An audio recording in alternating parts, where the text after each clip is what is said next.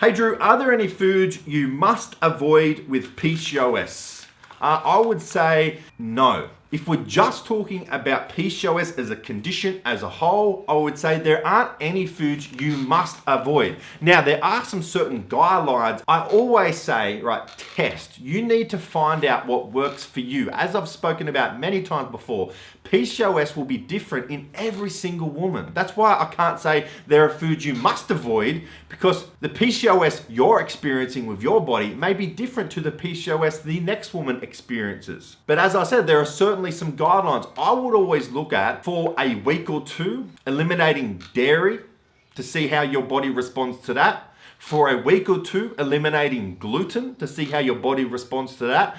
Gluten is inflammatory, so it can make inflammation worse. Dairy contains IGF-1, which can spike insulin levels, so that can increase the severity of insulin resistant symptoms. But as I said, I'm not here saying you have to eliminate dairy and gluten. I would just say test. Maybe you'll find that reducing those two things work wonders for you. Maybe you'll find that does nothing for you. For every woman with PCOS, I would say it would be beneficial to reduce your carbohydrate intake, or just ensure your carbohydrate intake is between 20 to 30% of your overall calories. I would always say to manage how much sugar and processed food you're having. And I say that because in our society, most people are eating too much processed food, too much shit, too much sugar. So it's just managing that.